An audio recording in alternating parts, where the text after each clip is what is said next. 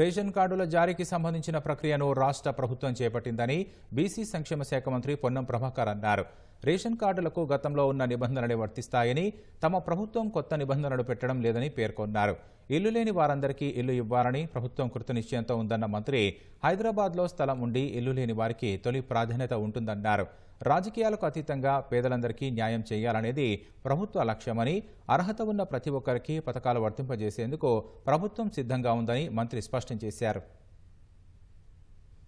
రాజకీయాలకు అతీతంగా పేద ప్రజలందరికీ న్యాయం జరగాలని ప్రజాపాలన ప్రభుత్వం రేవంత్ రెడ్డి గారి నాయకత్వంలో ఉన్న ఈ ప్రభుత్వము, కేబినెట్ అధికారులంతా కలిసి తీసుకున్న నిర్ణయానికి అనుగుణంగా పేదవాడికి ఇల్లు కళ స్వప్నం నిజం చేయడానికి, రేషన్ కార్డు కొరకు 10 సంవత్సరాల నుంచి వేచి చూస్తున్నటువంటి వాళ్ళందరికీ రేషన్ కార్డు ఇచ్చే విధంగా చర్యలు తీసుకోవాలని మీ ద్వారా అధికారులందరినీ కోరుతూ, రేషన్ కార్డుల పంపిణీ, ఇందిరమ్మ ఇండ్ల పంపిణీ, ఈ 2 కార్యక్రమాలను ప్రతి లబ్ధిదారుడికి చేకూర్చాలని, లబ్ధిదారుడు అనర్హుడిగా ఉండకుండా, అంటే లబ్ధిదారుడికి రాకుండా ఉండేటువంటి అవకాశమే లేకుండా ఎంపిక ప్రక్రియ కొనసాగాలని కొన్ని మార్గనిర్దేశకాలు ఇచ్చి ఈ యొక్క సమావేశంలో చర్చించడం జరిగింది. క్షేత్రస్థాయిలో ఇందుకు సంబంధించి కొత్త షెడ్యూల్ కూడా విడుదల చేయడం జరిగింది.